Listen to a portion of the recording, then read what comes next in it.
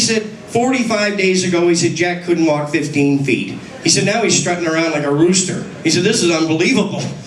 So Jack, I wish Jack had got more into the better medicine, and I tried to get him off the chemicals. Unfortunately, he was still taking pharmaceuticals, and I think that might have had something to do with his heart attack.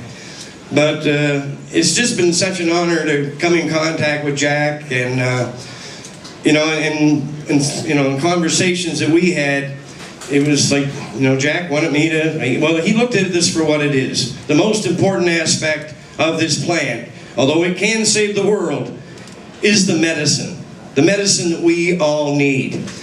But what I'm seeing with Jack, when he took the heart attack, I knew nothing about what was going on here. I hadn't been introduced to Melissa. She called me up, I think the day after Jack had the heart attack, and she started talking to me, and I was like, well, who are you? I had no idea who she was.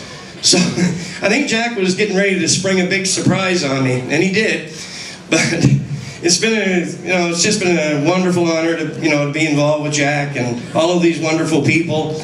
And what I'm seeing with Jack, when they took him into the hospital, they did do a brain scan, and he flatlined. And a few days later, I got another call, and they said, we're getting the oil into him. And I said, good, because that's what he needs.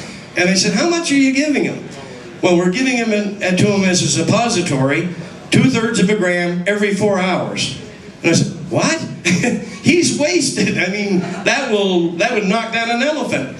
So shortly after, they did another brain scan, and again it showed flatline. So they called me up and they said, do you think this oil could relax you that deeply that it might not even show in a brain scan? And I said, well, it's possible. This stuff is potent. But then when they brought Jack out of it, he woke up, and now he's molting words. So it's more than obvious the man's not brain dead.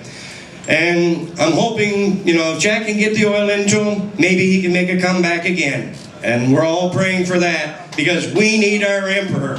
Yeah. Thank you very much. Hooray! Hooray!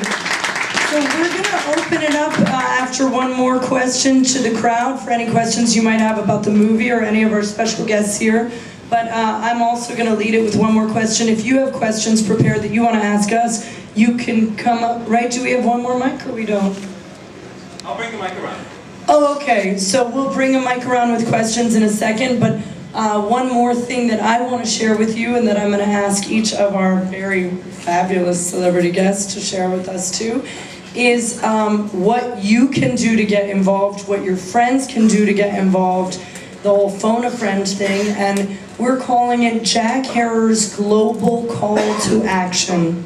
So as many of you might know, Jack and Eddie wrote the California Hemp Initiative in 2008, which was a very good idea. They got volunteers to get signatures, and this is like impossible for those of you that don't know. Most people pay petitioners to go and get the signatures so that you can be sure they're legitimate.